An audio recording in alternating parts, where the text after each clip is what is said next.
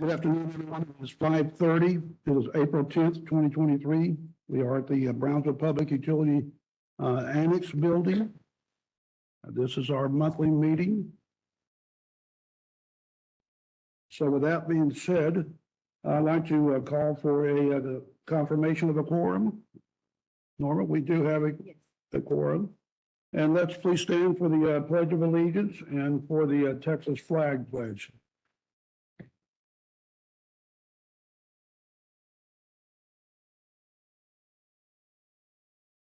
I pledge allegiance to the flag of the United States of America and to the republic for which it stands, one nation, under God, indivisible, with liberty and justice for all. Honor the Texas flag. State, under God, one and indivisible.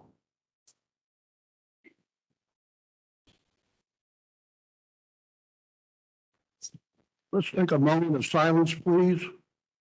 Just 1 minute, a moment of silence.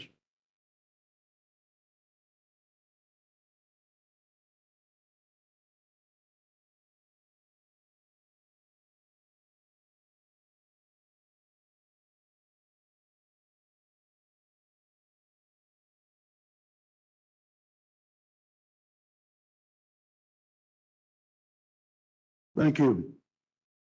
We'll move on. Norman, to public comments? No public comments. Public comments today. Thank you. Next item is the consent agenda. Of course, all the board members know that if they have any questions or concern about the consent agenda, this is the time to bring up any concerns, or do you have any questions? Any questions from the board members? Make a motion to approve. Second. All those in favor to approve, say aye. Aye. Aye. Well, there can't be anyone against because there's nobody else. Who's that? Is Joseph on? Joseph is Joseph on. is on. Okay, that motion passes. Thank you. We're going to move on to items for individual consideration. The first item, General Manager's Report. Ms. Gilbert.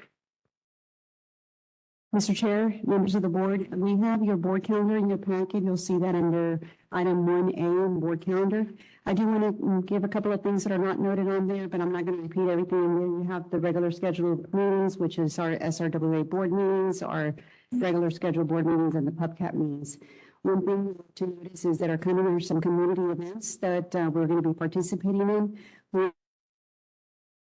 JBIC has requested and PUB is sponsoring Inquieta, which is the Women Maximum and their input, and that event will be held at the event center in there. So some of you may be attending that event. The other one that we have also this week is on April 13th with the Department of Energy, and JBIC and COB and DOE is organizing this event together. So if any of the board members want to attend, please let us know or contact our Public Relations Communications Department. Mrs. Estrella Solosarno, she would be the one to coordinate that. And you may have received the invitation as well for that.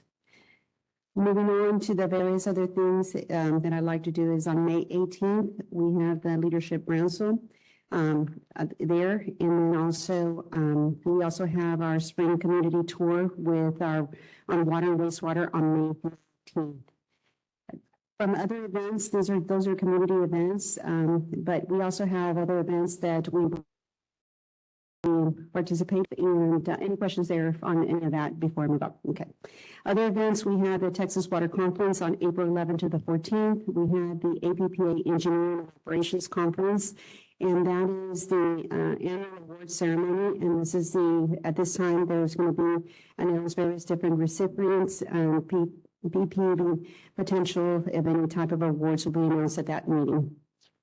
We also have Employee Service Awards, and that's going to be held on April 21st. And if the board members want to attend, please let me know and we'll meet you down. And that is going to be held for the PUB employees that are at the 511.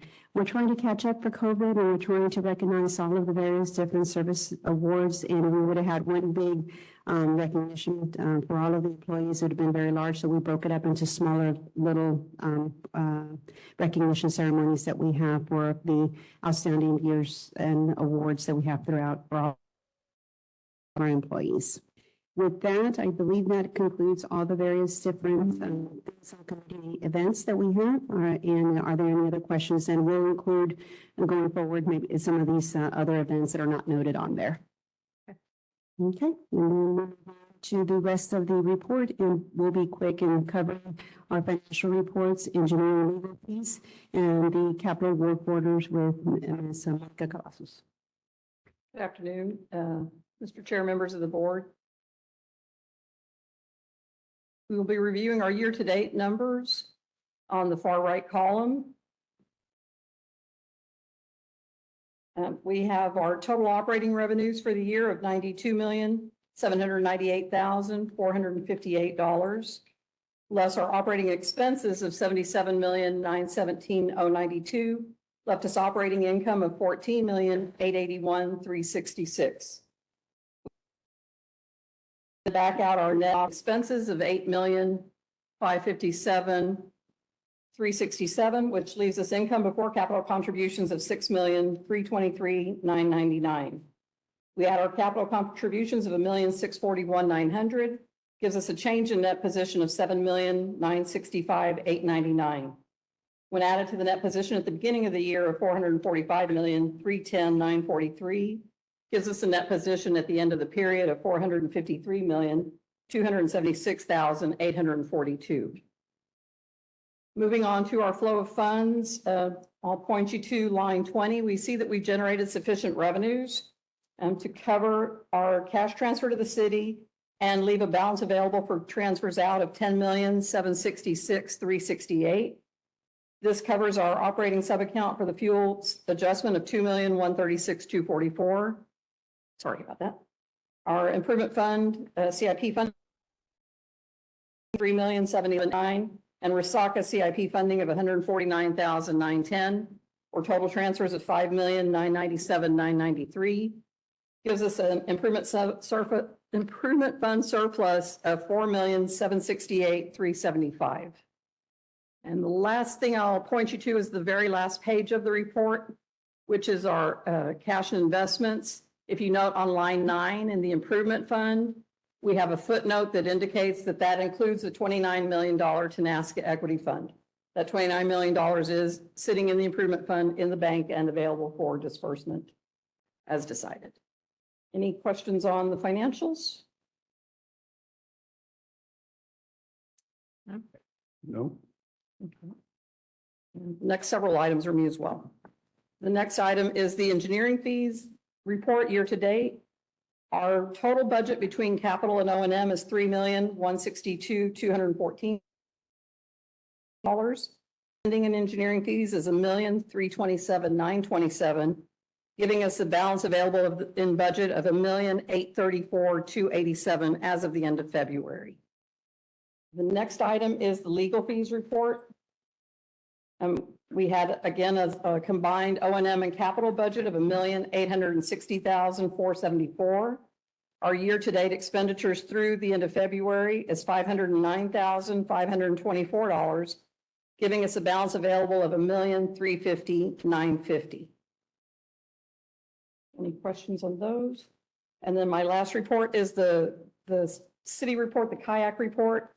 You will see in the middle of the page, the top of the page shows a 5-year history of the work orders that have been performed for the city at no charge. The middle of the page shows you with the change that we made beginning in January to begin billing the city for certain work orders. So we have an outstanding balance right now of $15,867. And then the bottom, 15,000. The bottom part of the report shows you the history and the current year to date, the utility usage for the city by electric, water, and wastewater, and their cash transfer from each of the 3 utilities, and then the totals for the year to date, as well as the historical going back to 2019. Any questions on any of those reports? Monica, just a quick comment. I know we've been working on this closely, and I know that your office is working closely with the city. Yes, sir. Has that been going pretty smooth in terms of understanding? Yes, the CFOs have met and are working on that. We have a meeting scheduled with the city tomorrow afternoon to talk about it, city staff.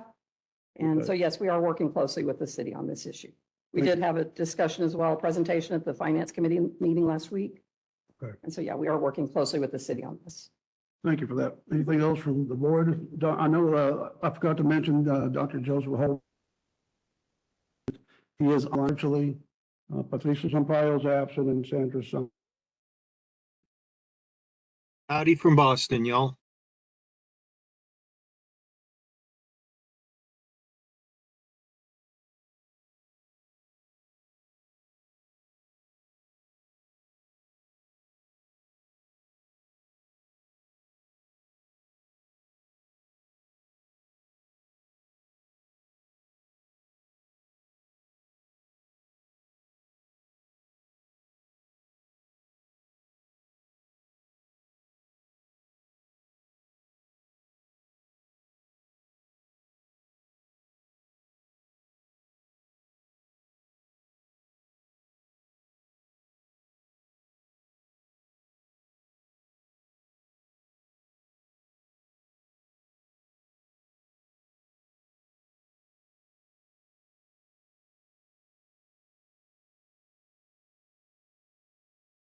$7,477.55 for a grand total of $1,295,953.99.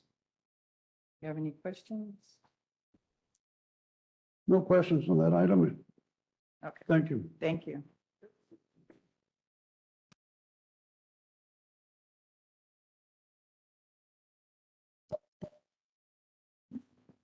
Next we have the aid to the Brunswick customers. We got Eddie Campirano and Jose Amaya.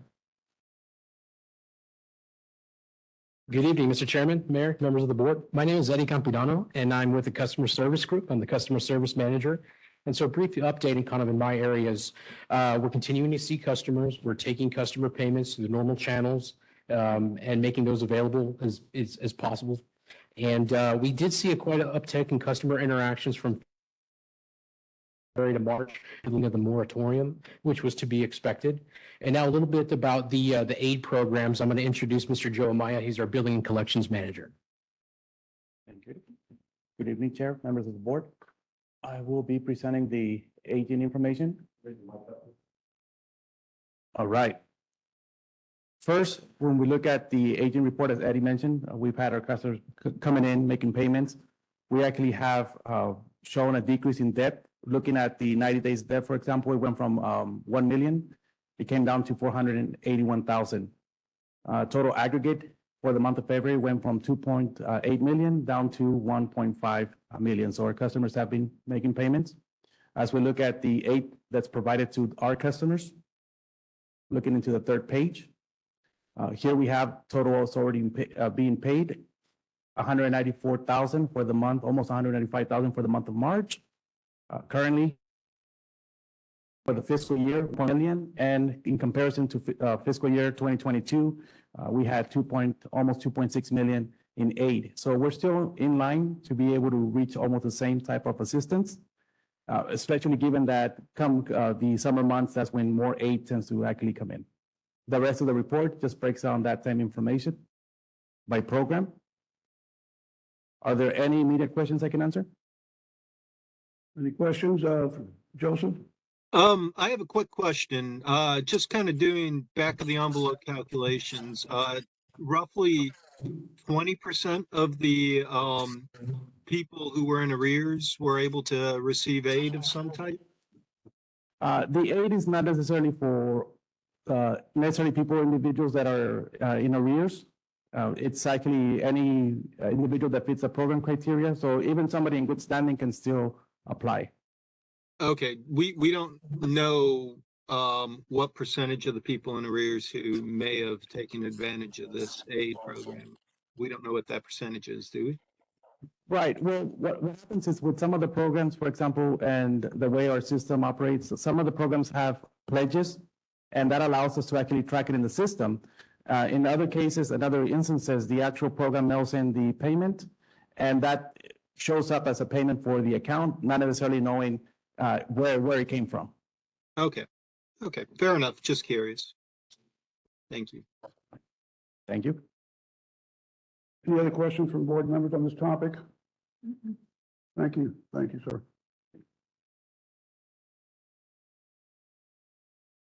The next item, Ms. Gilbert, presentation of possible action to select a firm for special utility counsel. And this item that we have, it's we're doing presentations, the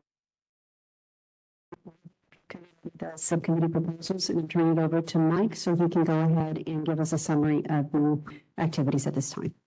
Yes, sir. So good evening, Mr. Chair, members of the board. So BPUB advertised a request for qualifications for law firm to serve as special utility counsel in the Bible held on January 15 and the 22nd. 6 firms responded as follows. We got A.K. Dunn Strauss, Howell and Phil LLP, Lloyd Gosling, Russell and Townsend PC, Clark Hill PLC, Langley and Bannock Incorporated, Spencer Fain LLP, and Davidson Training Agreement as attorneys in law.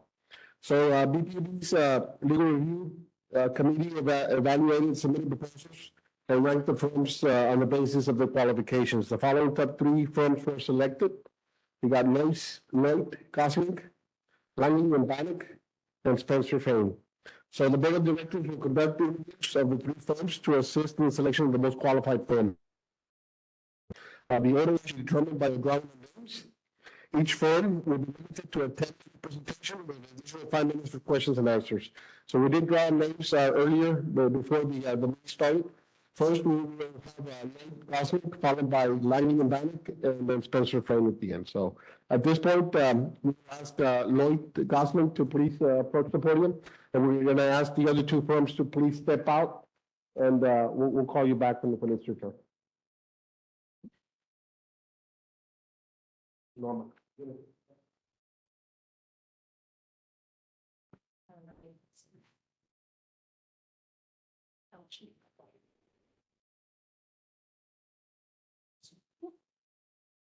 Thanks.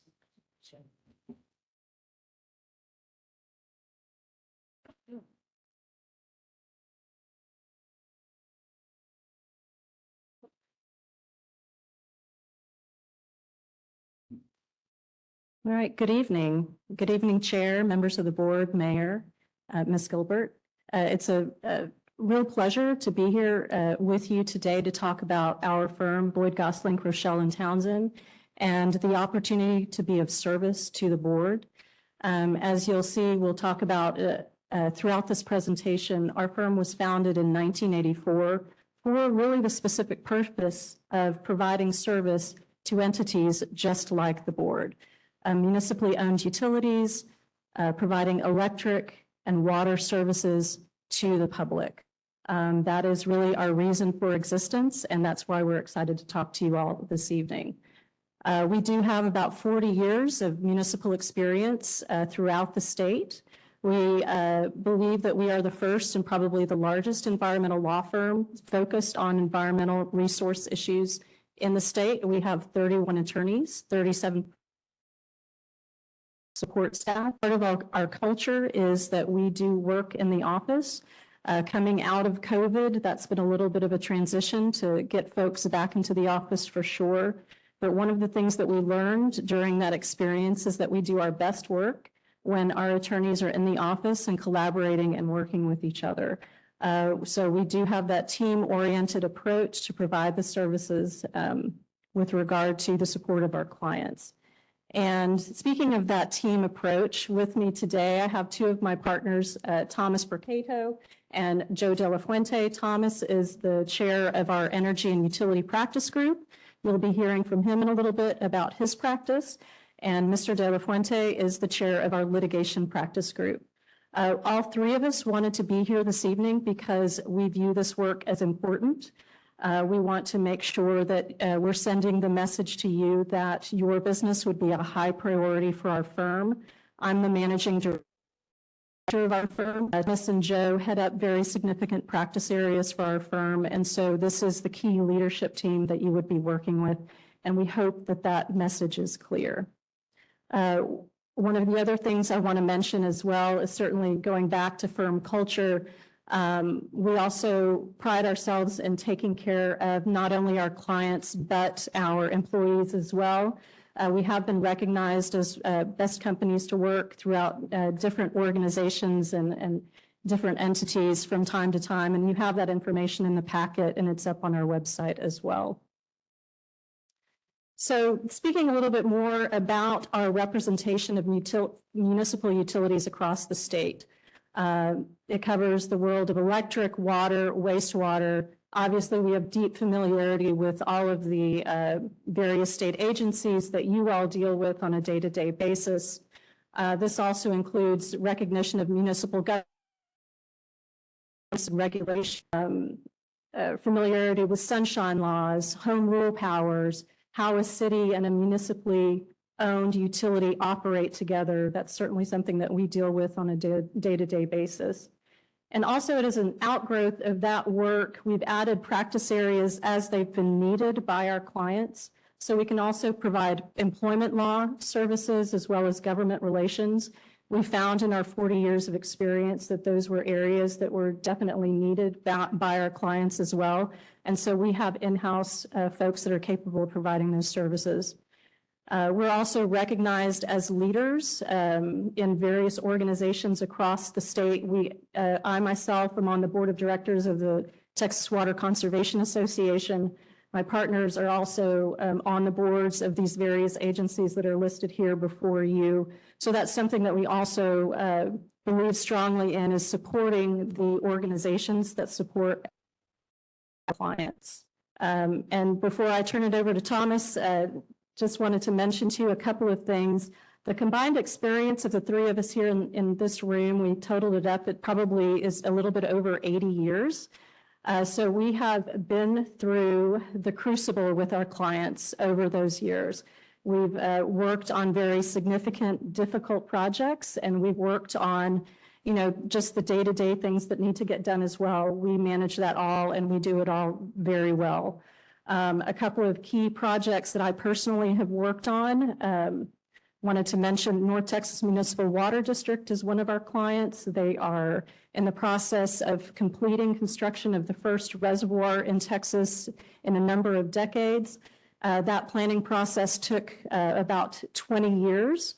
Our firm worked with them through that whole process, and now it's a new water supply for an important area of the state.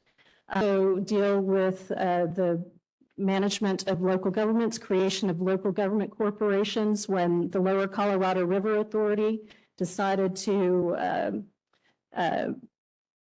put on sale or take public bids, if you will, for a lot of the retail entities that they had acquired throughout their watershed. We represented a group of about 25 local governments that put together their own bid and competed again in the open market to keep those retail utilities public and in the hands of ultimately the ratepayers. So that was a significant project, again, managing 25 different local governmental entities and culminating in the acquisition of those facilities over hundreds of millions of dollars and working on the financing for those projects as well. So those are the types of projects that we have worked on. Again, there's more detail within the packet. With that, I will Thompson, he'll tell you a little bit more about his electric utility practice. Thanks, Lauren. Good afternoon, Mr. Chair. Mr. Mayor, board members.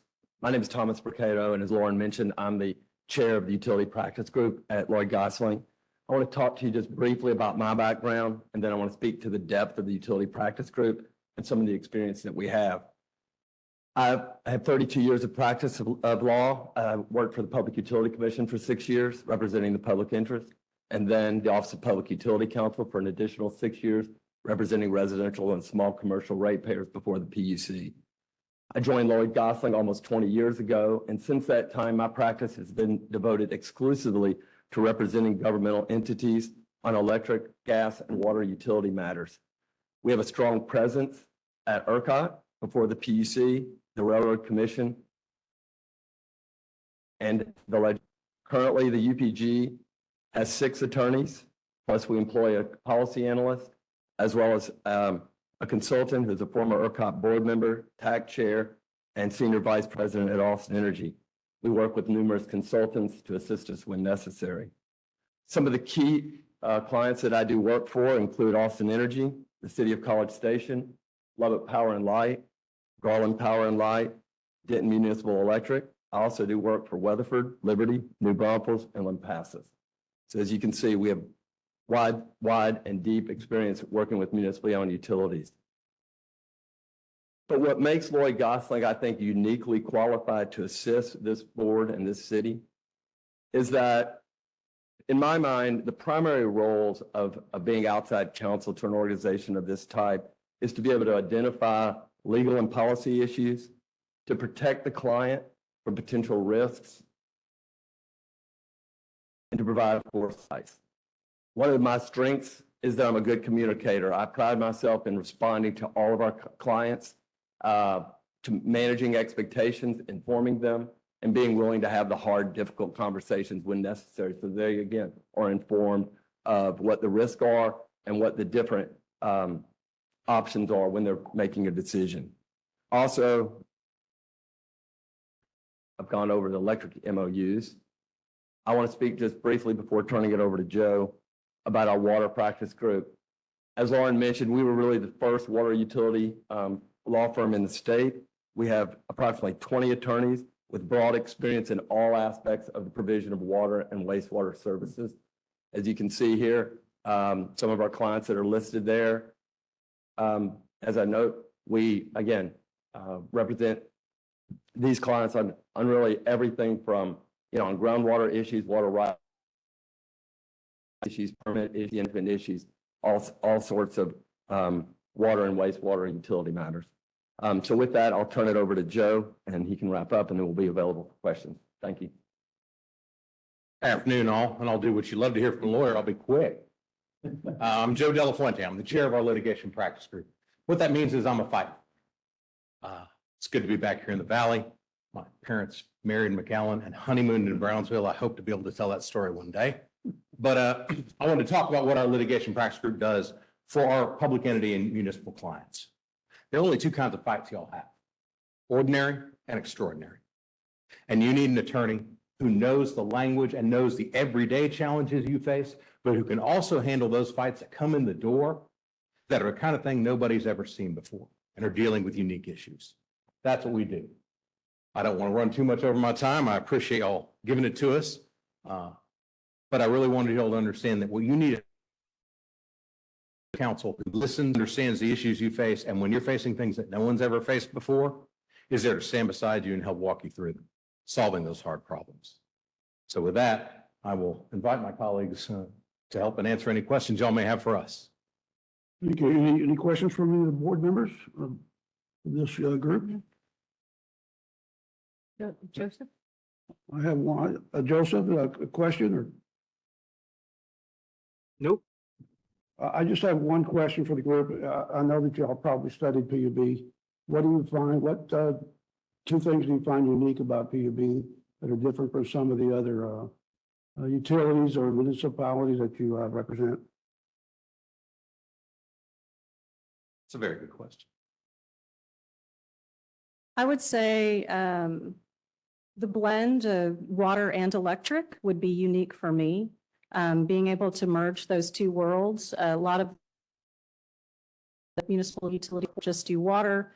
Perhaps some of the other utilities that we do just do electric. So managing both of those entities for a client would be a little bit different, but definitely within our wheelhouse for sure. And being able to cross over and see how those things connect. It doesn't intimidate you? Oh, gosh, no. I mean, I looked up your TPDS permits to see where they discharged and what your limits were, because I was interested, to see that you're discharging directly back into the Rio Grande in one instance, and then you've got your into the drainage ditch that ultimately is going into the ship channel.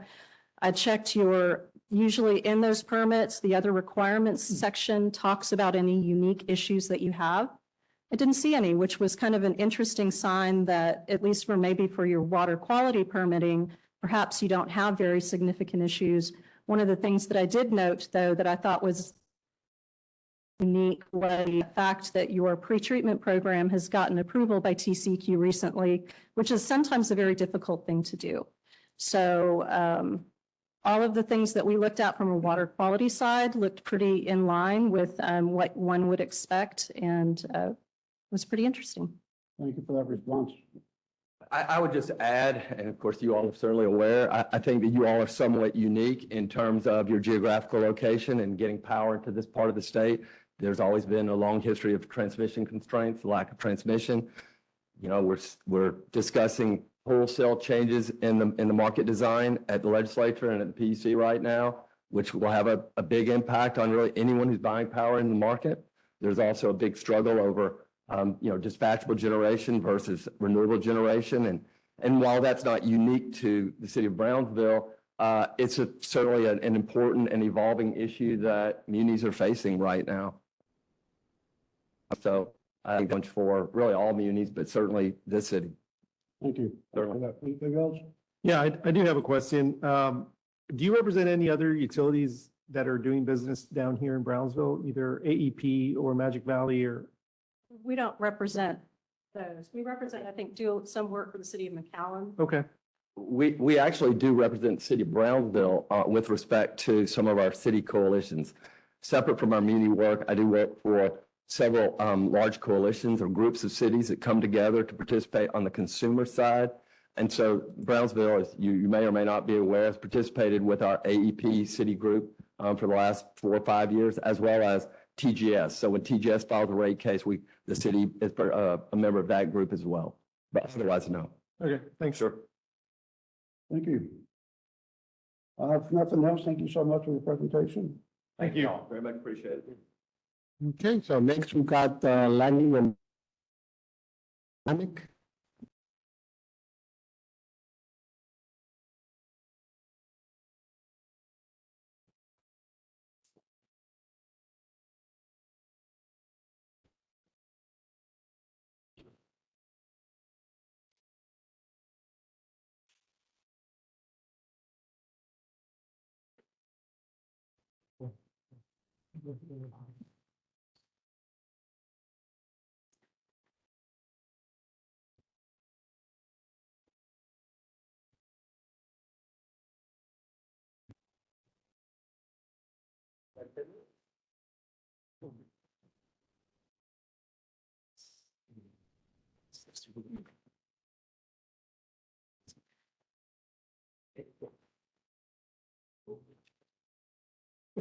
Well, good evening, Chairman, Mayor, board members. Good evening. Good evening. This is myself. I am with Langley and Benak. Our firm was founded in 1986. It is a Navy-rated law firm. It has about 72 attorneys. 55 of those are in the San Antonio office. Our home office really is San Antonio, and so if you were to select our firm, the bulk of that work would be done out of the San Antonio office with the San Antonio attorneys. The firm is essentially structured as a corporation, so therefore we have shareholders. It's basically set up as an executive committee, management committee, shareholders, et cetera, et cetera. I happen to be on the management committee, have been for about 8 years. Whether for better or for worse, I'm involved in the management of the law firm. Clearly, the firm understands, let me move this around. I know we submitted a presentation which is a little more extensive, has a lot more in it, but I just thought it would be easier on the eyes to prepare a PowerPoint presentation that you can look at on your screen. And we'll go a little bit faster. Adjust myself to the mic here. Anyway, our firm certainly understands that as a potential special utility council, we need to meet a number of qualifications. Those qualifications include 10 years of successful municipal and muni practice in Texas, experience, and adequate number of attorneys and support staff to meet the PUB requirements for expertise and timely response, experience in representing these munis before federal and Texas state regulatory agencies, litigation expertise in complex utility litigation, arbitration, administrative proceedings, and of course, abiding by the rules of professional responsibility and the ethics rules. I can assure you that our firm, as a AB-rated firm and as a firm that has that many attorneys, we comply with all those qualifications. So in essence, I would say that the firm is very much available to assist the PUB in its business and operations matters, which are the daily things that you do on a daily basis. And certainly we are available to help you with it and the administrative regulatory side. I certainly have done that for many, many years. I would say that we have substantial experience and are available to assist the PUB in the municipal electric, the natural gas, the water, and wastewater operations that you have. We certainly have experience. Move this one a little bit. We certainly have experience in the PUC at the TCEQ and the Department of Labor. But if we needed to go in front of FERC for whatever reason, or any other Washington agencies, we'll be happy to work with my former law firm, Bracewell. They have a Washington, D.C. office and have quite a bit of expertise. I can tell you that very few firms really have that level of expertise where they can do federal and state and do it very, very well. I practiced with a firm many, many years ago where we would look to a Washington, D.C. firm for FERC issues, from Spiegel and McDermott. So I'm very familiar with being able to partner up with these firms. Anyway, if you have issues before ERCOT, for example, we can also partner up with Bracewell or another law firm that I work with, Freddie Herrera, and we can tag team and do that. We clearly understand that we will be at the direction of certainly the board, the general manager, and the utility department, the legal department rather, and are available to do it all. I would say in summary, let me see if this really doesn't seem to be moving.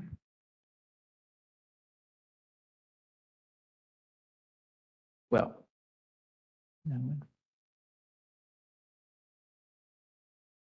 don't want to lose too much time here, but okay, let's go to the next one.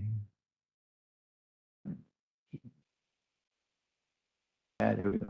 One more. So I would say that in summary, we are, as a firm, available to do all these various things that you see on this list and that are included in your presentation. Everything from governance and open meetings law issues, bidding and contracts, Public Information Act issues, construction law. We have one of the best construction lawyers in the state in our law firm. In fact, I believe that this gentleman is the one that actually submits the legal questions for the construction law exam. We can certainly do conflicts, ethics, nepotism, disclosure issues, labor and employment law, drafting opinions, ordinances, resolutions, all that type of thing. Internal investigations. I myself have done quite a number of those over the years. If you get to the point of, and I know that I will tell you why later, but if the PUB will occasionally be involved in issuance of bonds, whether they be revenue bonds or refunding bonds, et cetera. I've done a lot of work in that area in terms of being disclosure counsel, so we can do that for you. You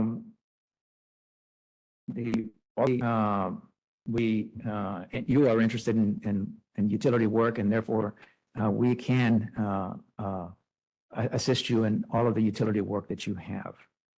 The firm is representing or has represented many munis, other utility clients, as well as public and municipal clients.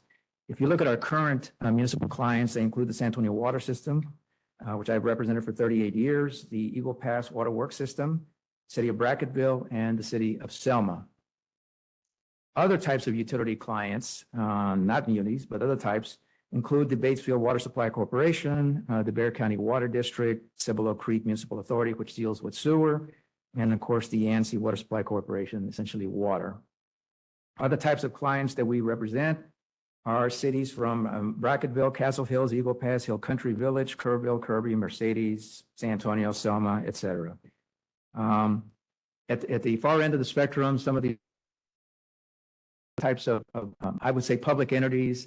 They're not exactly governmental entities. They're not like munis, but they still are governmental in nature, and or are created by governmental entities would be like economic development corporations. I represent the Cibolo Economic Development Corporation, Almost Park, et cetera. We represent some housing authorities. So we are sort of spread all over the place, but what I've done for 40 years is essentially utility work. And that's why I'm here today. Our proposed team will be me as a primary lead attorney. You can see in your presentation the various specialties that I have, and it really kind of covers the waterfront, if you will. Helping me will be Mr. Paul Fletcher. You can see his expertise and specialties there. Erica Valladares, who is going to be our labor and employment lawyer. Miss Summers, election guy. Rounding out the team will be Kathy Stone. Kathy Stone used to actually be the former Chief Justice of the Fourth Court of Appeals. So she's an appellate lawyer, she's a mediator, she's an arbitrator, she's also a litigator. It's very helpful to have that level of expertise in the firm when she takes on a case, whether it's an appellate case or it takes on a mediation, an arbitration. People look very highly to her because of the fact that she was the Chief Justice of the Fourth Court. At the tail end of the team is Mr. R.J. Reese. He's a young man, but very, very smart and very capable, and that's why we are using him. So I've essentially told you why the firm applied for the position, and we very much thank you for considering our firm. Now let me tell you why I am here and making the presentation. I am here because I was born in the Rio Grande Valley. I'm originally from McAllen, born, raised in the Rio Grande Valley. And more importantly, after law school, I went to a law firm. And while I went to a very good law school, I had a very great mentor who was able to teach me what I know today. I am today because of what the Honorable John Davidson, who you know very well, taught me. Everything that I know, I learned from him. I have to tip my hat to him because I've had no better mentor than him. So as a consequence of working with Mr. Davidson for 14 years, from 1983 to 1997, I was honored to be able to work on quite a number of projects with him. At the very high end, the project that thankfully and graciously he allowed me to work on with him was the Oakley Union Project. Back in those days, Central and Southwest Corporation essentially came to the PUB and said, "Oh, we've got a great deal for you. How would you like to buy another Western coal-fired plant on the Texas-Oklahoma border?" Needless to say, the PUB at that time, for all sorts of reasons, decided that was a good thing, and so they did it. And so the project was clearly spearheaded by John Davidson, but I, as the young associate, was able to assist him. And so I learned an enormous amount about the power industry and more specifically, generation, how to diversify your generation and power portfolio. And we certainly did that at that time. I was also very honored to be able to work with him in terms of being able to create a contract path for that power. I mean, you got to figure out a way to bring that power from Oklahoma, Texas-Oklahoma border, all the way down to Brownsville. That's called a contract path. And we were able to enter into contracts with quite a number of utilities all along the way, everybody from LCRA to the Texas Utilities, CPS Energy. So that list includes everything that I did with everything from your policies and procedures to obtaining water rights, getting them converted at the TCEQ. I've done just about everything there is to do with the PUB during those 14 years. So I would hope that that's taken into consideration and that you will give us certainly a good look. If I may answer any questions of you. Any question from the, Sure, if I may, I know you mentioned bringing in another firm. That's if there's any electric specific work, is that right? Yes, sir. If we That would had be braced some FERC issues, yes. I would- Okay. I would. But what about electric specific? Is that something you can do? Or is that something you would need to bring in? I can do a lot of it because I did a lot of it back in the day. But there may be some issues that you realize it's a little above my pay grade, and so you bring in people that do it on a regular basis. I was for many And so I know the people at Bracewell. I know who is who in the DC office and the various offices, and I know who has that kind of expertise that certainly exceeds what I have. Very well, Joseph, any questions or comments? No, I don't believe so. No. Okay. No other comments? So thank you, Mr. Vedder, for your presentation. You're welcome. Thank you. It was a pleasure. All right, our last one is going to be Spencer Fain. Okay.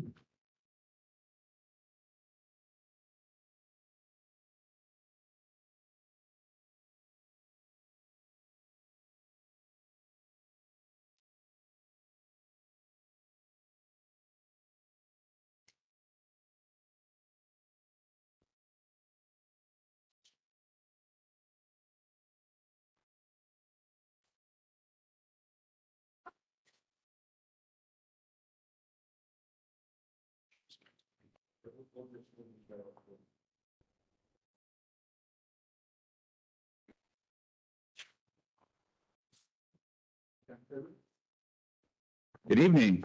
How's everybody doing tonight? Good evening. How you doing? Board members, Mayor Mendez, Chair Rendon, it's a great honor and pride that my team and I are here today to discuss potentially working with this fantastic organization as your special utility council.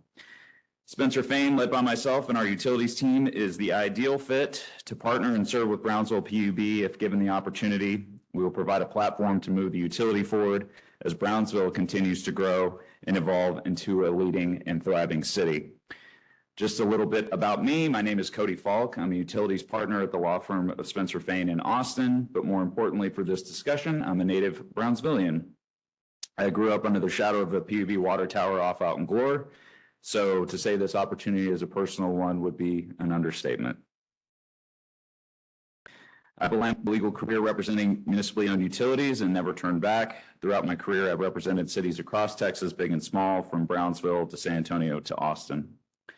I have experience acting as a city attorney, advising on Public Information Act, Open Meetings Act, and general counsel issues, but I spent the vast majority of my career advising cities in their utility operations, advising large MOUs such as Austin and San Antonio, and small MOUs such as Coleman and Livingston. For that work, I've had the pleasure of being recognized by Texas Super Lawyers as a rising star in the utilities section, and in 2023 was the only rising star attorney named to the utility section. But all of this has not been done solo. I've had the pleasure of working with and learning from some amazing attorneys, and we have a highly skilled team here today with us. With me here today are three of what we are calling our core Texas utilities team, and I am not going through my slides, so I am so sorry. Do we need to hit presentation? Here is Rashman Ambrosio and Maris Chambers. Our team has a vast array of experience and backgrounds with Eleanor and Rashman, along with Taylor Dennison, our newest member of our team, all being former Public Utility Commission staff attorneys who handled all matters utility and have an insider's knowledge of how this important state agency operates. While Maris has her background in environmental compliance issues and advising cities and special utility districts in all matters regulatory. PUB will have access to these individuals along with myself, knowing that their entire team is qualified and ready to answer all of their questions. I know I am biased, but I can safely say you will not find a more knowledgeable and agile utilities team in the state of Texas.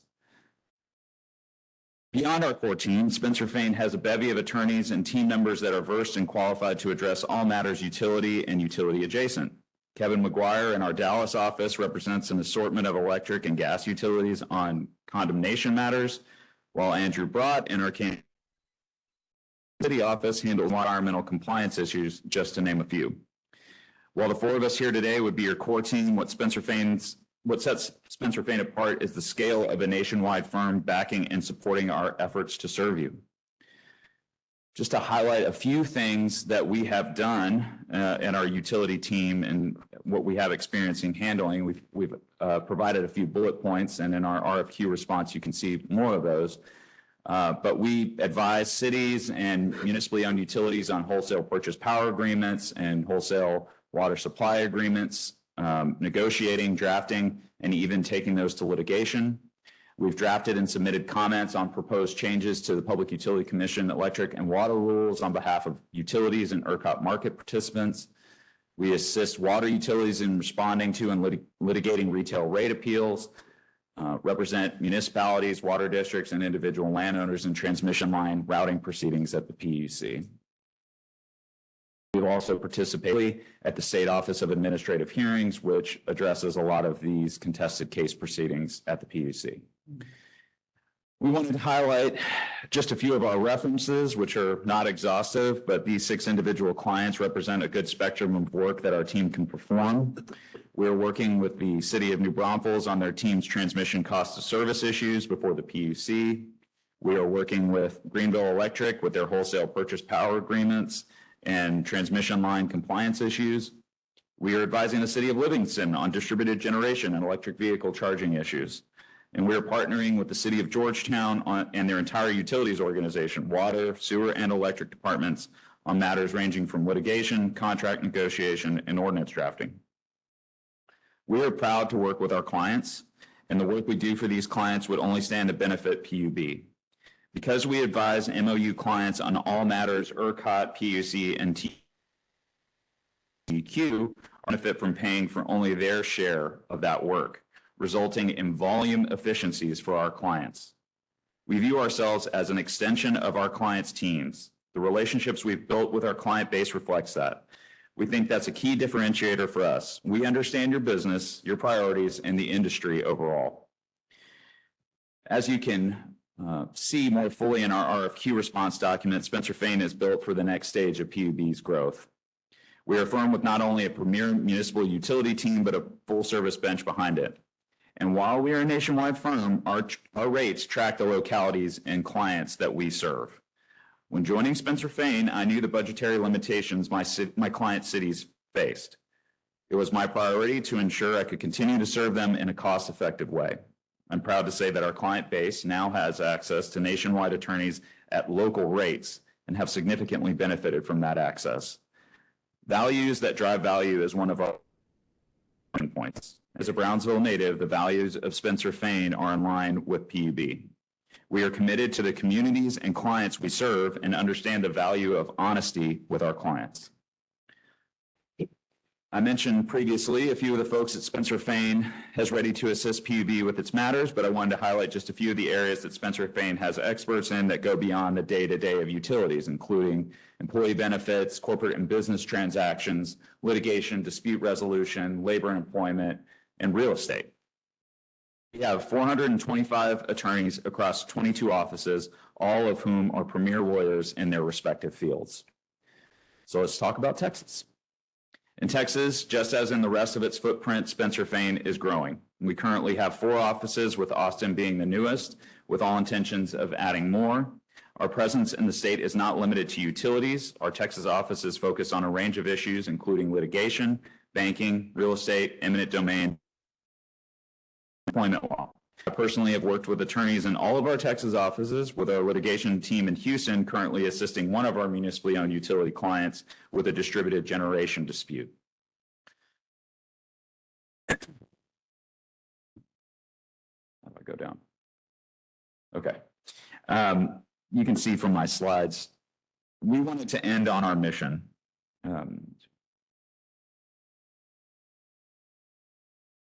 Okay, there we go. We wanted to end on our mission because we know how important the role of Special Utility Counsel is to PUB. The board needs to know that its interests and objectives are your council's priority, and that's our focus. Our team understands the interests and issues facing MOUs in Texas, but will make it our mission to prioritize PUB's interests in our work in the utility field.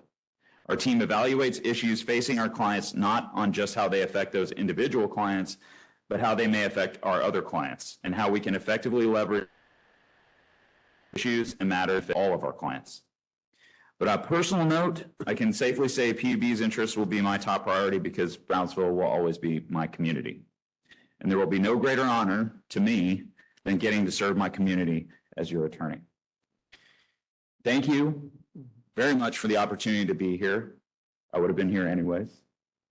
But I really want to say thank you for inviting us here to speak. My team is here. We're available for any questions you all have. We're all utility nerds, so please don't hesitate to ask us any questions you may have. Thank you. Thank you. Thank you for that presentation. Any comments or questions from the board? Yeah, I did have one question. I know you mentioned EV charging and you're representing one city now. I kind of see that that's going to be something that's going to start happening as we, flow down some federal dollars down here. We know the infrastructure is kind of limited when it comes to charging. So is there novel issues that you're seeing in that? The first I hear sort of EV litigation happening. So there's not any EV litigation that I have been participating in right now in litigation yet.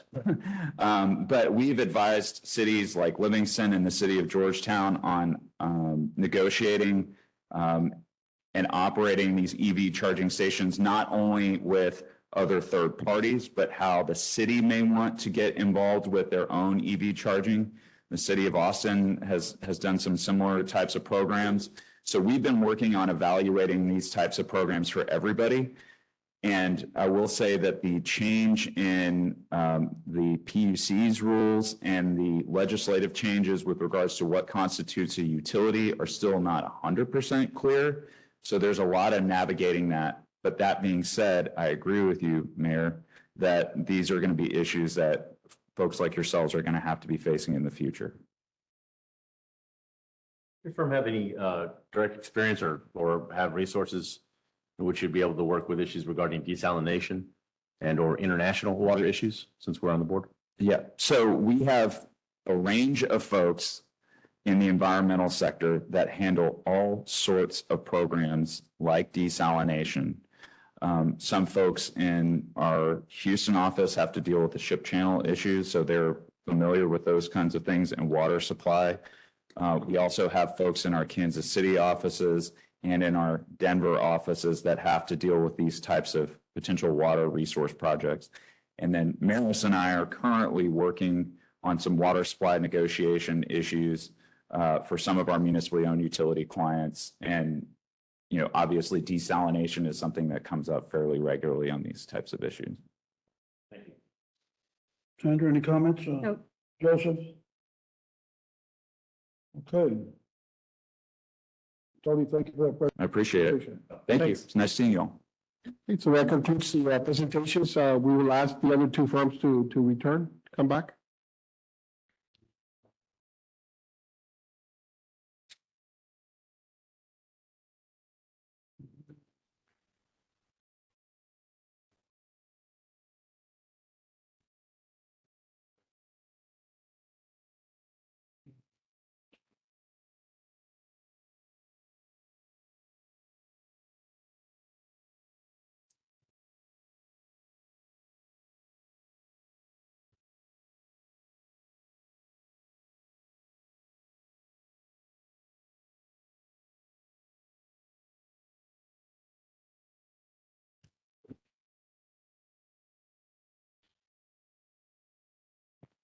All right, so Mr.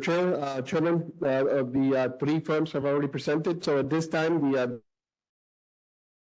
schedule us and review the firm presentations, qualifications, and fee schedules in closed session Okay. with a recommendation coming out of close. Okay, we'll continue with the agenda. Or do you want to go into executive now? I mean, I know that they're waiting, so if it's possible for us to just go ahead and take care of this, I'd rather just do it. Okay. think that'd be Okay. Because we do have a pretty extensive list of individual. I think we've got 10 items in individual. So I would just move that we go ahead and go to executive session to Okay. take this item up. Council, any issues with that, Margaret? All right, at this time, we'll move to go into executive session. Do I have a motion? So moved. Okay, all those in favor say aye. Aye. Aye. Motion passes. We'll move into executive session.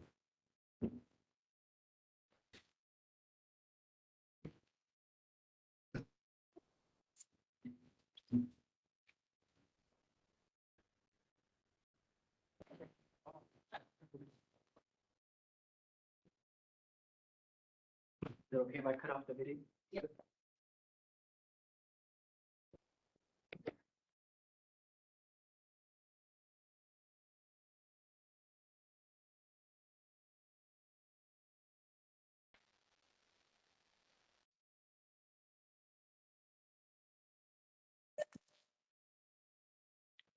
We ready? Okay. We are back from executive. It is 6:44 PM. We have discussed the matters in executive. Now we've come out to make a motion. Yeah, Mr. Chairman, I'll make a motion to approve Spencer Fain as the local utility council. Second. We have a motion, nominated by the mayor and a second by Dr. Benavides. All those in favor say aye. Aye. Aye. And Mayor, you need to make the motion also to authorize the general manager and CFO to negotiate and execute a contract with them. or- Okay, I'll go ahead and just add to my motion, amend it to ask the CFO and CEO to go ahead and negotiate that contract and sign. Is that good enough, council? Okay. I second the amended motion. Okay, the motion passes. Where's Ms. Gilbert?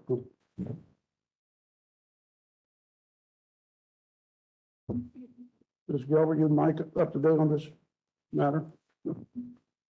By the Yes, way, Steve. we can't see anything online of the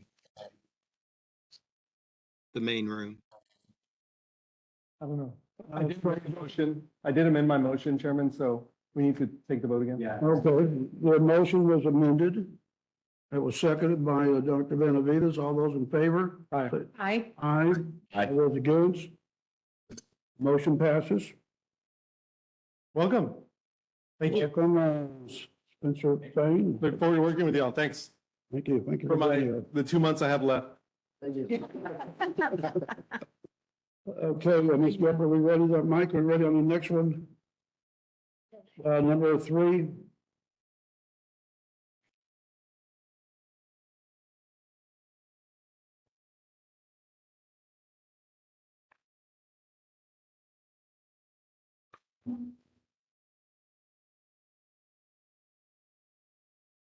You want to read out the item? Number 3, discussion and possible action to amend the fiscal year 2023 budget. Mr. Pettis, Mike Pettis, please. Yes, Mr. Chairman, members of the board. So the Federal Open Market Committee has increased the federal short-term rate 8 consecutive meetings since March of 2022. These increases will generate interest earnings above a projected budget for fiscal year 23. The fiscal year 23 budget included an amount of $2 million, but the new projections indicate that the interest earnings will be approximately $6 million for the year. So this is a gross increase of $4 million. But only $3.6 million will be available after the 10% CD Brazil cash transfer. So there have been several unbudgeted that have been during the year.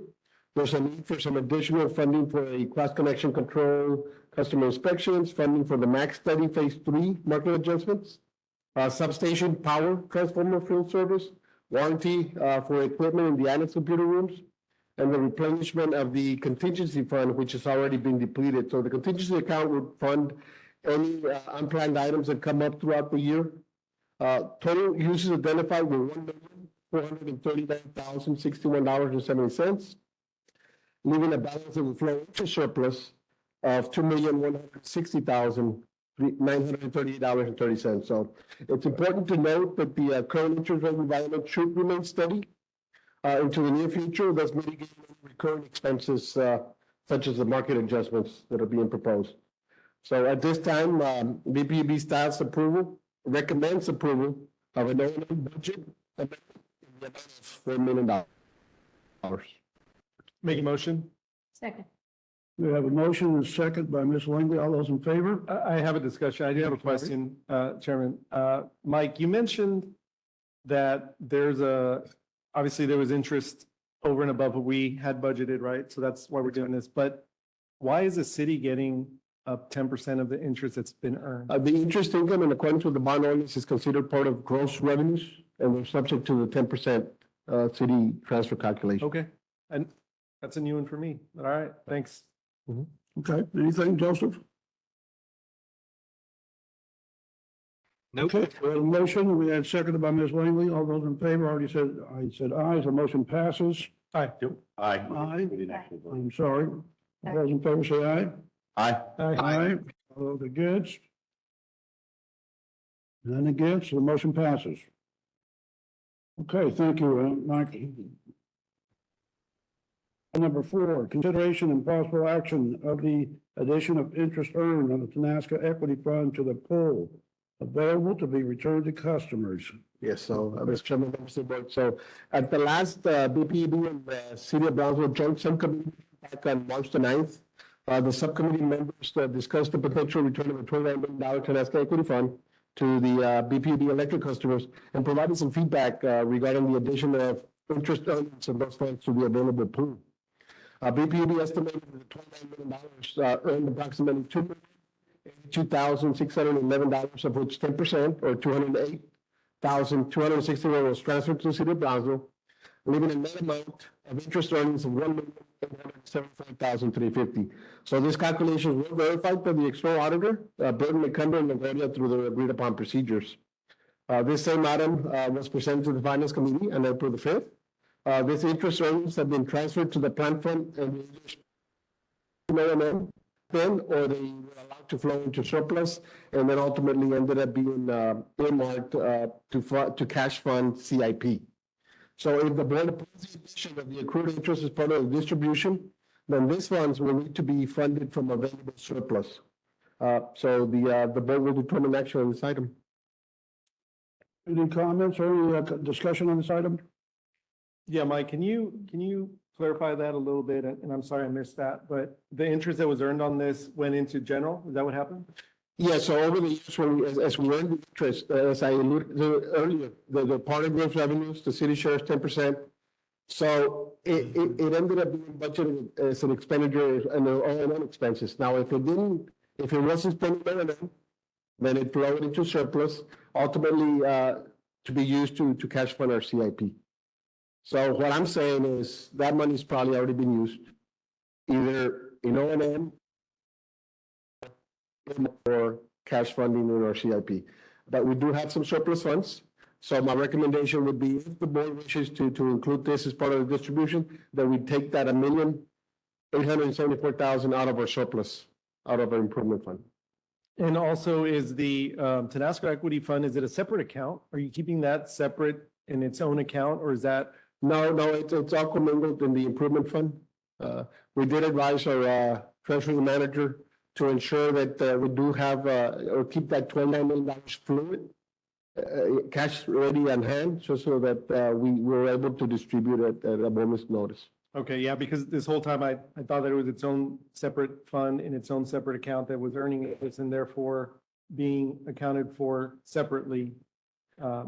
No, as our director of finance presented at the financials earlier today, she mentioned, it's part of the $87 million capital improvement, all commingled in there. Okay. Well, I think the fair thing is, if these are funds that we've agreed are going to be returned, any interest earned from that should also be a part of that. My thoughts, my opinion. So I would be in favor of that. I agree. And Mike, just for clarification, we're going to add money to the 29 million. That's going to. Correct. The money, the funds will then total $30,874,350 going back to the customers. And I know that, I'm sorry, Mike, I know you also stated in here that there was an allocation made to the city from that interest as well. Right, $2 million was earned, 208,000, I'm sorry, went to the city, so the net would be the recommended amount to transfer or distribute along with the 29. I'll just go on record too, saying whatever the city earned from that interest should also be returned. So that's something we'll have to take up at the city, on the city side, but I think that's a fair thing. Joseph, did you have any comment? 29 million now. 30 million? 30 million? 874 if approved by the board. Sandra, anything? What was the interest rate that it was earning? Well, back then, the interest rates were maybe 11 basis points, 30 basis points. Currently, as I mentioned, there's been 8 consecutive short-term rate increases by the Fed. And so they've gone up. I mean, currently, we're investing in some investments at 5%. Not even at a. Right. But for the time being, that $29 million is being kept in pretty much cash on hand because we're ready to distribute. Okay. All right. Thank you. Any other question? Dr. Benavides? I was ready. Motion? Yep, I'll make a motion to approve as staff recommends for item number 4. Okay, anyone want a second? Actually, there's no recommendations. I'll make a motion that the interest earned on the $20 also be returned to the customer. The net balance, correct? The net balance of $1,874,350. Okay, that's a motion. Second. All those in favor? Aye. Say aye. Aye. All those against? This item passes, Mike, thank you. Thank you. I think item number 5, Ms. Gilbert, that, it's an item that we discussed, has been pulled. Right. Item number 5, we received a request from the city manager for us to table at this time, and I would recommend an entertaining motion from the board at this time, their wishes. Make a motion to table. Second. So this item be tabled. Seconded. All those in favor, table the item? Aye. Aye. Aye. Those against? This item is tabled and it's passed. Let's move on to number 6. Can you all hear Dr. Holman? Is he, or am I not hearing? Trying to read his lips. Can you guys hear me? No? Joseph? I'm We can hear you talking. now. Yeah. Oh, you can, okay. I can see the box light up when you were voting, so I didn't know if we were hearing. He needs to speak Oh, up. okay. I will get louder. Thumbs up, you know. Thank you, Joseph. Number 6 is presentation and discussion. Timeline regarding the Brownsville Public Utility Board's bond ordinance, section 33L, special covenants of the system or any significant or substantial part thereof related, proceed, uses, or distribution of the system or any significant or substantial part thereof related to proposed uses or distribution of the Tenasco Equity Fund. Monica, you going to present on this? Yes. This is, Okay. Good afternoon. Cool. We had in your packet and board effects an updated timetable, but we have also now given you a newer updated hard copy in front of you. You have a hard copy, and we did email it to the board members that are not in person. And we had a meeting with bond counsel and our financial advisor, and we do have a memo for you as well from our financial advisor. So because of the current conditions in the rating agency, the rating agency field and credit rating industry, excuse me, they've had a lot of seasonal activity. They've had some legislative activity, holidays.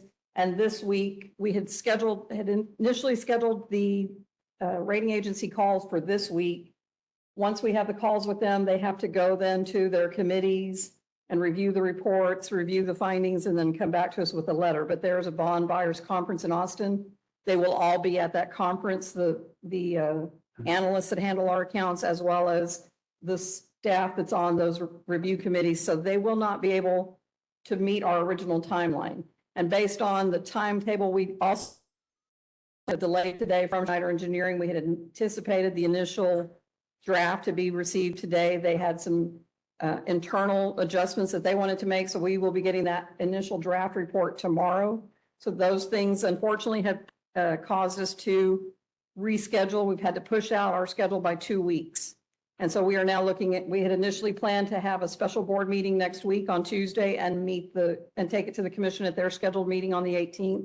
We are now looking at pushing that out and taking the next commission meeting after that is May the 2nd, Tuesday, May the 2nd. Correct me if I'm wrong, but first Tuesday of the month. And so then we have now moved our special board meeting to May the 1st and that take it to the city commission on May the 2nd. We are still asking the rating agencies to compress their timeline. They typically work on a 3-week timetable because this is a more specialized, it's not a full-blown credit analysis, their annual review that they do, or there's no process that they go through when we issue bonds. And because they did a review on us in June when we issued bonds last summer. And so they are able to compress the timeline somewhat, but we are still looking at May the 2nd, May the 1st for the board and May the 2nd for the commission. Monica, for clarification, May 1st for? We would still need a special board meeting on May the 1st or May the 2nd. And then the next scheduled city commission meeting after April 18th is May the 2nd, the first Tuesday of the month. So we would take it to our board, to you all, the first or the second at noon, and then to the commission on the second in the afternoon. That would be a 1 week before, so we could Well, that's fine. I hold it on the first rather than the 8th. I So, think we should move on this if we can. We're a little bit delayed. Yes, unfortunately. We get the original time. Where did the original timeline come from? Who gave us these dates? Was it the rating agencies that told us? It was a collaboration between us and our financial advisors and our bond counsel.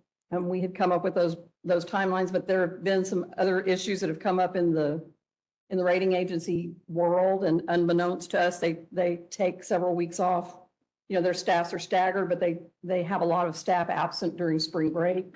And they've had some other things. And then again, with that bond buyers conference scheduled this week in Austin, they'll all be participating in that. And so they have not had the staff available to meet our deadlines, to meet our timeline. Okay, do we have any recommendation for the board on this item? Have we communicated this potential probable new timeline to the city of Brownsville? No, we wanted to bring it to you all first, to the board, and we do have a meeting scheduled tomorrow with city staff. And so we will bring it to them then as well, to city staff, and we can have them send it to the joint subcommittee members. But yeah, we wanted to bring it to you all before we communicate it to anybody else. Mr. Chair, I was on the call this morning when we met at about 11 o'clock, and this is the first time that the timeline has changed. And so if the timeline would have changed prior to today, we would have notified the city earlier. And so given the fact that we just notified today a few hours ago, maybe about 7 hours ago, at this point, we thought it was prudent to bring it to our board, the subcommittee members. And I did inform one of the members that is not present, the timetable change that I knew it was going to change because he was going to be flying and not available at the meeting. And the rest of the board now is being informed right now of this changed. So this is. It's unfortunate. We've been trying to push this item along pretty hard, and we have another delay. The city of Brownsville will know tomorrow. I think we need to communicate with the community. So understand that there's another brief delay. What are we, about 2 weeks behind? About 2 weeks. Okay. Is there any other discussion or comments by the board to move this item? One One quick question. This April 28th timeline is we're trying to pull that in with the rating agencies right now, right? Trying to convince them to go sooner, quicker. Yes, and that was, and this is our worst case. We do have, we are working with our financial advisor is in communications with the rating agencies to see if they can compress the timeline even further. But so right now, this would be worst case scenario. If they are able to compress that timeline and we can do it, then we would, our board and the commission with ample notice to do the 72-hour notice, we could potentially move those meeting dates up, depending on the response from the rating agencies. A lot is going to depend on the report from Schneider, how complicated it is, and how many questions the rating agencies have and how much analysis they need to do on the data provided in the report. Okay, thank you. Anything else? I don't have anything nice to say, so I won't say anything at all. Well, I hope Schneider will have an executive summary and it's brief and we can get to the point. All right. There's no action on this item. The action will be notified the city of Brownsville at this time in the time. But I don't think you need an action item. Okay. Yeah, Marjorie, there's no okay? action on this. Okay. Thank you, Monica, for that Thank you. sad news. Thank you. I'm sorry. It's good news. We're moving Sorry. forward. Yeah, okay. Item number 7. Discussion possible action to add full-time equivalent positions to the fiscal year 2023 approved personal budget. Mr. Pettis, what are these two items about?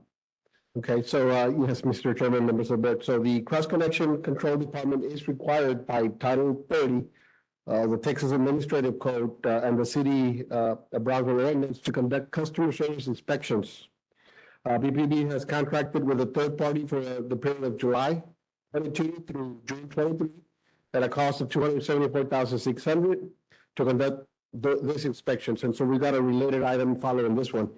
So in preparation for the renewal of this contract at an increased annual cost of $350,000, a cost benefit analysis was done to evaluate increasing the contract with a third party versus hiring internal staff to conduct the inspections.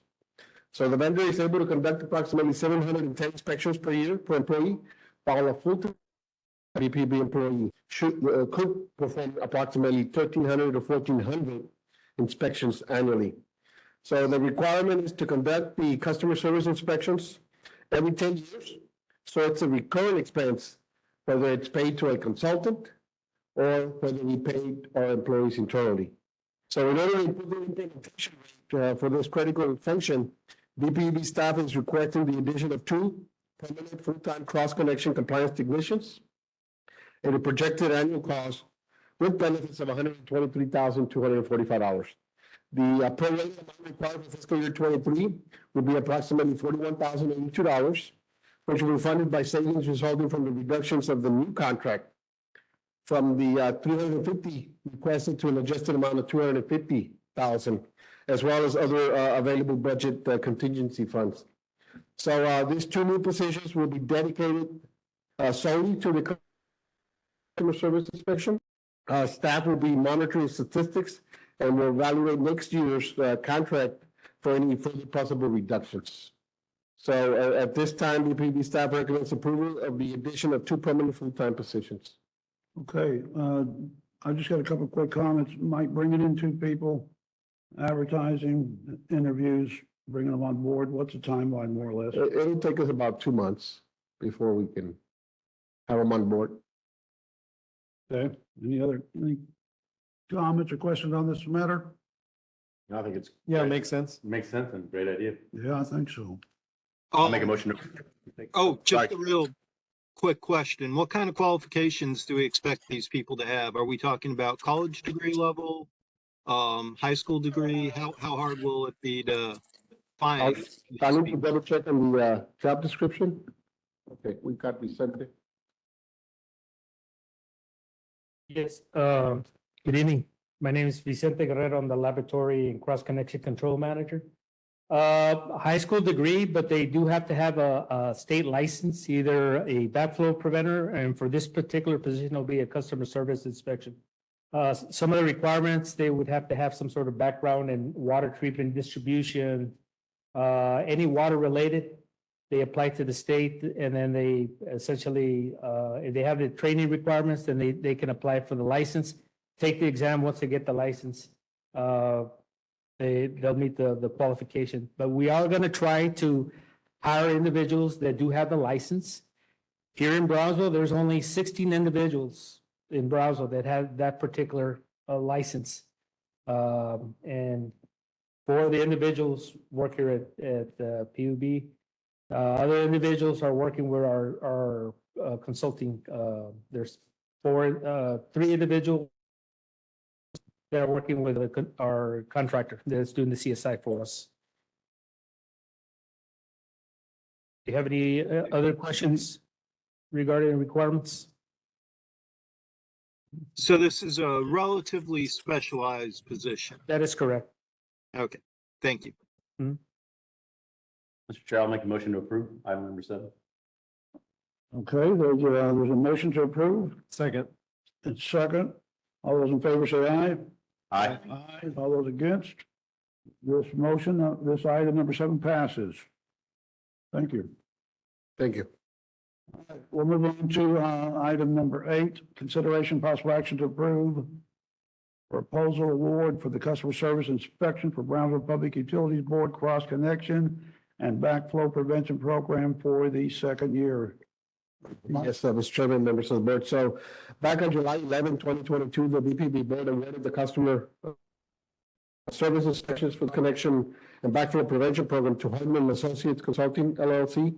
As per the request for proposal specifications, BPB has the option to renew the contract for 2 additional 1-year periods if the service and price are satisfactory and agreed upon in writing by both parties. So BPB is exercising the right to renew the contract for the second year from July 1, 2023 to June 30, 2024. This is related to the previous item. So the initial request here was for $350,000 because we are behind on the customer service inspections. We did reduce it down to 250,000 with the difference paying for the two FTEs that were just previously approved. Now, as stated in the previous item, staff will monitor statistics on the two FTEs and will evaluate next year's contract for another possible reduction or complete elimination. So at this time, BPB staff recommends approval to renew the contract for the second year for the customer service inspections for cross connections backflow prevention to the qualified vendor, Hardman Associates Consulting LLC of Carlton, Texas, for a grand total amount not to exceed $250,000. Any questions or comments on this item? Mike, the only question or concern I have is just looking at the numbers from the previous item. The vendor is able to conduct 710 inspections per year, while PUB employees can perform approximately 1,300 to 1,400 inspections annually. I would encourage administration to take a really good look at this for the future. And that's what we plan to do next year. Now, if it's the wishes of the board to not extend the contract, but maybe allow us then to hire more than two FTEs, I mean, we can certainly do that. But it's up to the board. I'm a little confused. How does this relate to item 7? Again, is this? It's for the same type of work, the customer service inspections. Right. We're currently paying a consultant to go out there and do it. They're Not the same charging us. consultant we were talking about in item 7? it's the same ones. It's the same one. Yeah, It's the same service. Okay. same service. But we're proposing, because this contract was going to be increased by $100,000 over this Yeah. next year. Yeah. We decided to keep it at 250, use the 100,000 to cover the two FTEs and monitor that progress. And if we can demonstrate that we can do this much better, then the consultant, obviously, the consultant's charging us $100 per customer service inspection. So we're only going to be able to accomplish 2,500 during the coming year. Mike, do you have any idea what our obligation is with this contract? Do we have to give them a notice if we were to cancel them in 6 months? The contract ends here in June. This is the extension. Contracts are renewal. It's here. We can look at the contract and see what's the provision. There's anybody, the contractor or us can cancel the contract at any given time with a certain amount of written notice. That's probably part of the contract. But Y'all need to take, I would recommend that y'all take a good look at this and see if you can phase out this component and hire more employees to hear from our. right, I mean, that is the plan, but we started small with two FTEs. But if the board, here again, if the board wishes to take the plunge now, we can shortly table this item. And we come back next month for some additional FTEs. So I kind of want to jump in and say the prudent thing, I think, would be to follow staff's recommendation only because of our previous conversation where they said there were 18 total people. We have, I think, 6 people with the necessary qualifications on staff. We're going to hire 2 more. The likelihood of being able to continue to fill our stable in a short period of time with these necessary qualified people, it would be a huge risk to go that route, I think. So you're suggesting, Joseph, that we stay status quo, we're adding 2 more employees? Yeah, I mean, not status quo, but slowly kind of march down the road you're suggesting, but instead of doing it all at once, see if we can even hire 2 of these people. See if we can get them into the system working. And once we do, let's verify that 1,300 houses per month, inspections per month number. Let's make sure, that there is no unseen snake in the grass. Mike, my recommendation is that you guys are moving slowly on this, but perhaps you can speed it up a little bit and see where y'all are at 6 months from now. Okay, we can report back to the board on the statistics with the 2 FTEs, and then we can take appropriate action. Sandra, do you have any thoughts or any I think that's it. Okay, well, I do want to say something. I think you need to really know what's in the contract that we're renewing because there may be a non-compete or there may be an issue with if PUB were to try and hire any of those people at some point in the future. I just don't know what that contract says. So if we're renewing it, we need to know what the terms are. So I'm a little concerned about renewing. You know, why don't we table and wait till next, if we have time, table. Well, Diane might have some of that information for you right now. I was going to tell you, we do have the right to terminate the contract for cause or convenience for any part of the unfinished portion of the project resulting from this solicitation. So for cause. Within or 30 days of convenience. written notice. So we let them know 30 days in advance. That's- That Thirty. we cancel. What's the interpretation then? Yeah. But is Yeah. there a non-compete? Okay. You can look at the contract. It's not up till June 1st, so you have. Yeah, Mr. Chair, in the interest of making sure that we review the contract and exactly what the mayor just said, I'd go ahead and make a motion to table for next month with the intent of possibly approving this next month once we find out more information. And if it's actually more beneficial for us not to, then we can take action at that time. So I make a motion to table item number 8. Yep, we have a motion, I have a second. Second. Second, Mr. Langley, all those in favor of the motion, item number 8, say aye. Aye. Aye, those against? Anybody against it? The motion passes. No, correction, item number 8. Item number 8, I'm sorry. That motion to table passes. Okay, Thank you. thank you. Just to make sure we clarify. Thank you, sir. Now, item number 9. We're moving on to number 9, consideration possible action to approve proposal award for the rental of a specialized drinking water laboratory trailer. Yes, thank you, Mr. Chairman, members of the board. So the BPB Laboratory is upgrading the facilities, heating, ventilation, and air conditioning system, and we'll be remodeling the interior of the lab to address humidity issues from the existing end-of-life HVAC units. So in preparation of, for this project, laboratory staff will need to be relocated to an alternate acceptable site. This specialized laboratory trailer unit will house drinking water laboratory personnel until all repairs and upgrades have been completed at the analytical laboratory. So the renting of the analytical laboratory trailer was advertised in the Brownsville Herald on December 18th and 25th and posted on the BB web page and emailed to 10 vendors with only 2 vendors responding, LabPro and Monmouth Solutions Inc. So the rental cost of the trailer and freight charges is a total of $180,064 with a term rental of 24 months.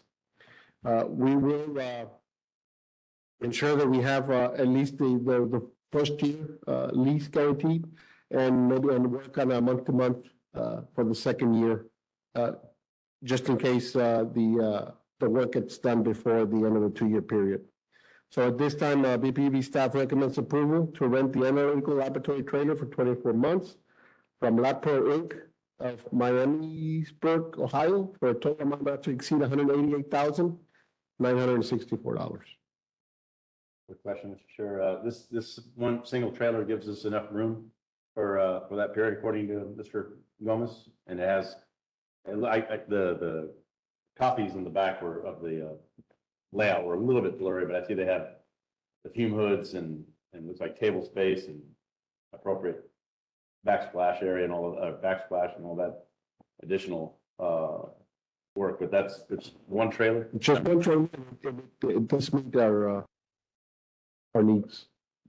The staff that's going to be housed in this trailer is water staff. Wastewater personnel will either be housed at the north plant or at the south plant. Okay, yeah, Since we so you're not can't- gonna put all your yeah, personnel. Water, wastewater, bacteriological, we have to keep. That answers my question. Got it. Thank you. Okay, any other comments or questions on this item? We have a motion. I'll make a motion to approve item number 9. We have a motion approved. Second.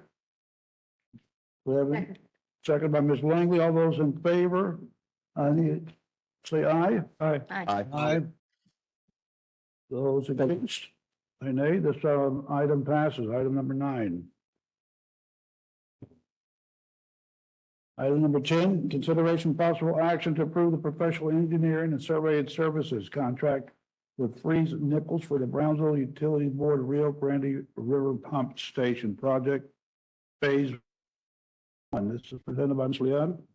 Hello, Ms. Leon.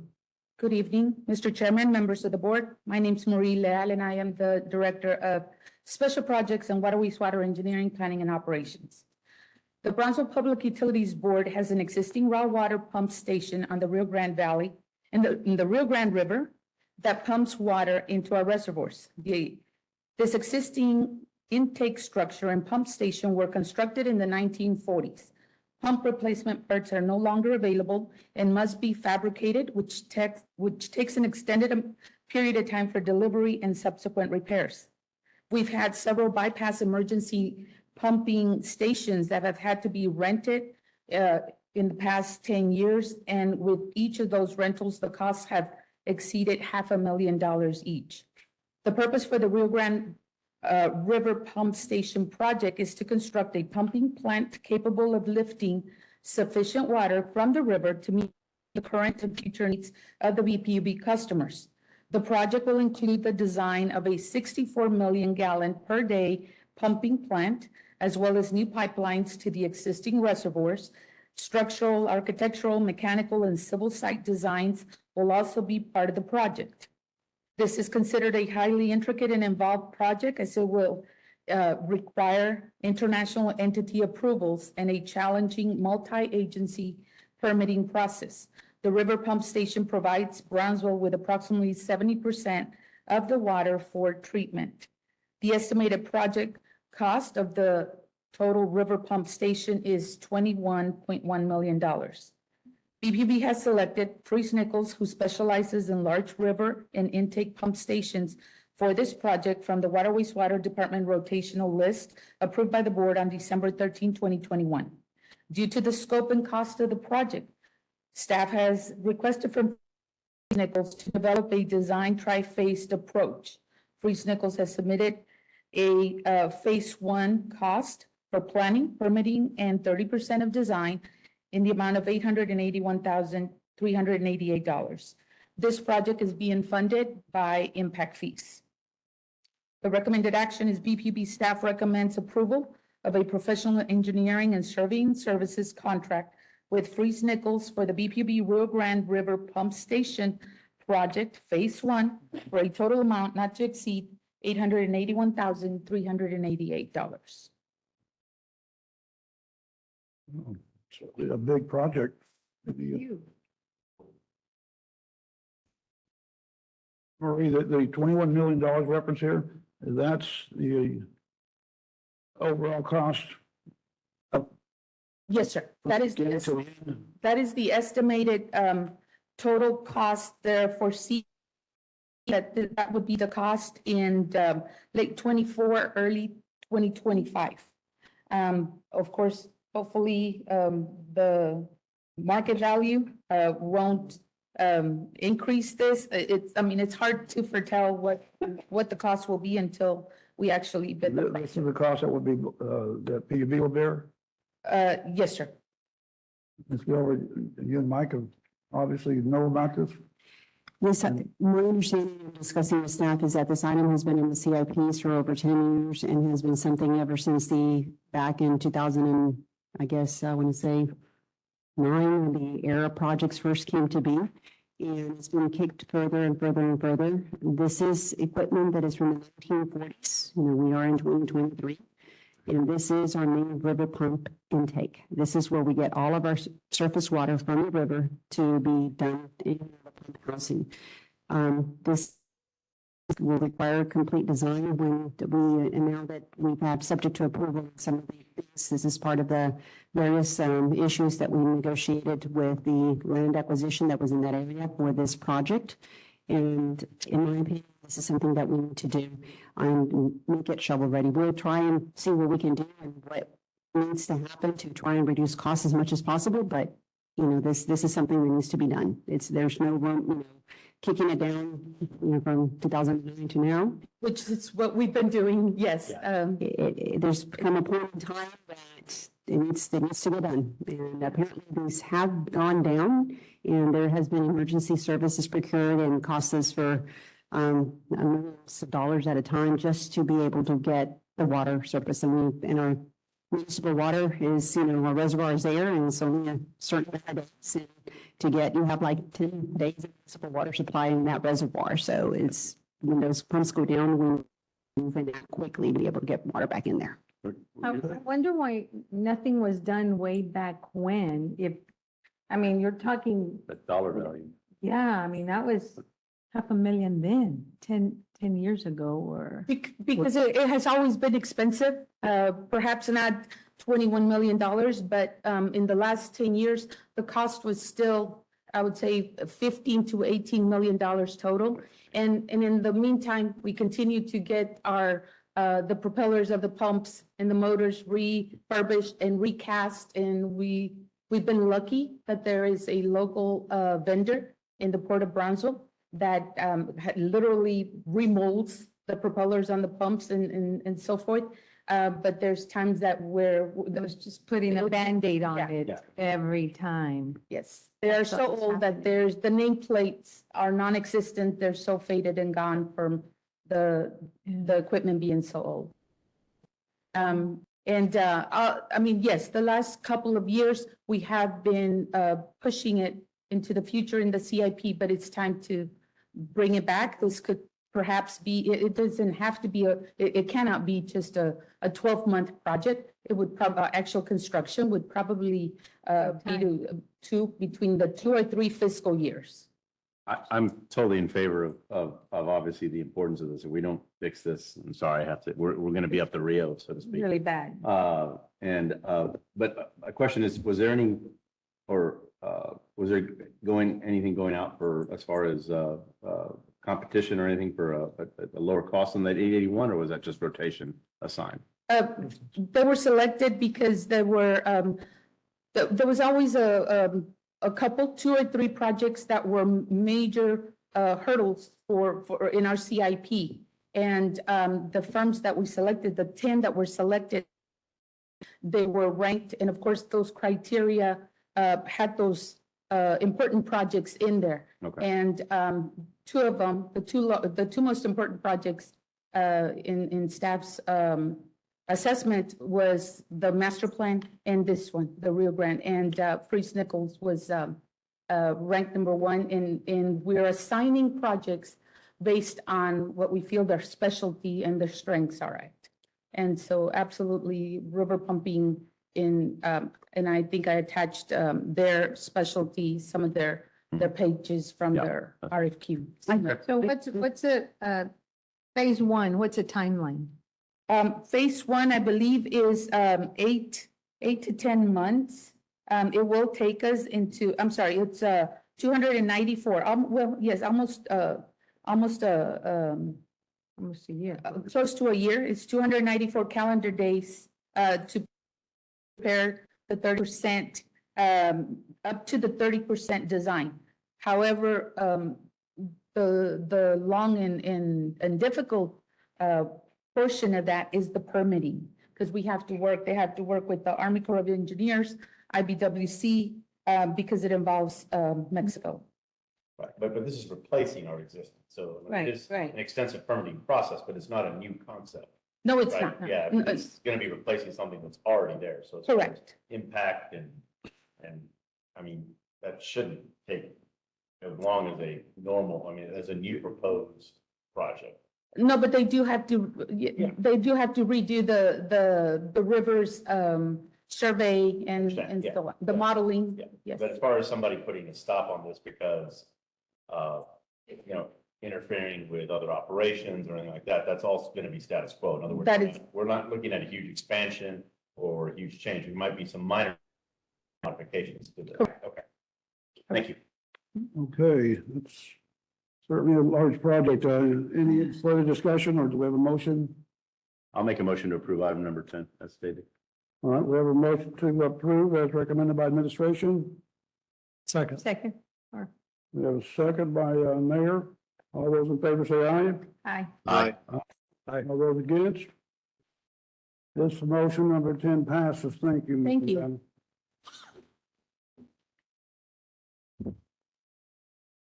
At this time, Marjorie, I'm going to make a motion to go into closed meeting once again.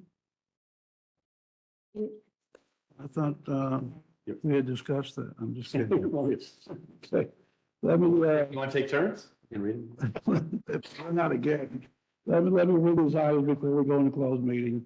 Item number one, meeting with the board leader for advice about contemplated impending court and administrative litigation and on matters in which the duty of the attorney and the Texas disciplinary rules of professional conduct conflict with chapter 551, section 551.071. Number two, discussion and consultation with board counsel of any pending litigation against Brownsville Public Utilities Board, section 551.071. Number three, information and possible direction regarding current assessment of network security for SCADA, section 551.076, section 551.089, and Texas Government Code, section 418.177. Number four, presentation and discussion and possible recommendation of information upon pricing of purchase power generation fuel and their impact upon the fuel purchase energy and marketing charge and possible discussion. Section 551.086. Number five, presentation discussion related to the World Trade Center Industrial Park and the Strata Land Plan pursuant to Texas Government Code, section 551, section 551.087, section 551.086, and section 551.071. Number six, discussion and consultation with board counsel of class action lawsuits stemming from Winter Storm Uri, section 551.071. Number seven, consideration and possible action on qualifications and contract to retain legal services for the completion of acquisition of right-of-way and easements for the Cross Valley Pipeline Project, section 551.074 and section 551.071. Number eight, presentation and possible action to select a firm for special utility counsel. Well, that's a moot. We've already worked on that one. Section 551.074, and section 551.071. Number nine, discussion and possible action on terms and conditions of an employment agreement with the current general manager and chief executive officer, section 551.072 and section 551.074. And the last item, number 10, presentation, discussion, and possible action regarding the reclassification of positions and personnel, section 551.074. Those are the items at this time. We'll be moving into closed session. Second. We have a motion. We have a second. All those in favor say aye. Aye. Against? Motion passes. We move into executive. Need that chocolate now.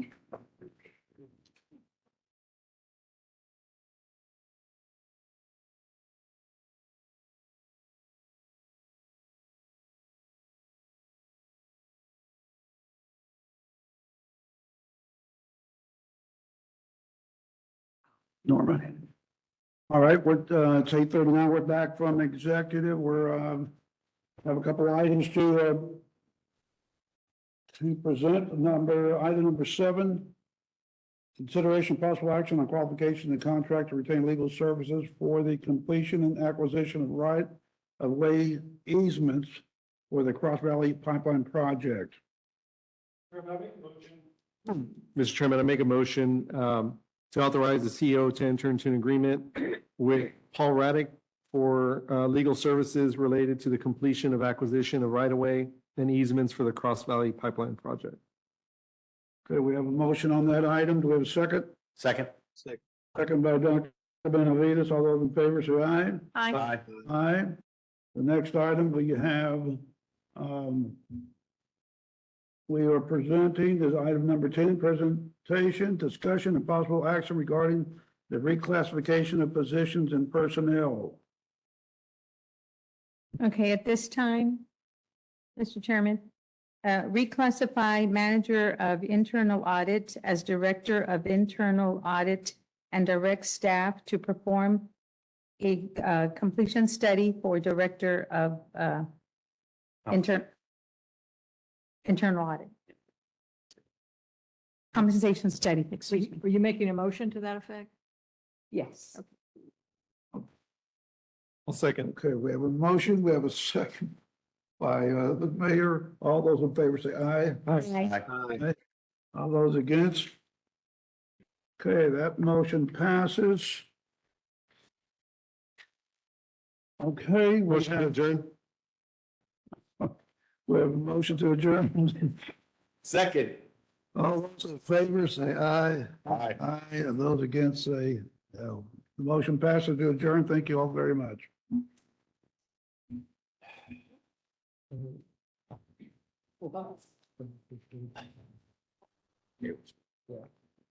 Marjorie, don't ever make me laugh.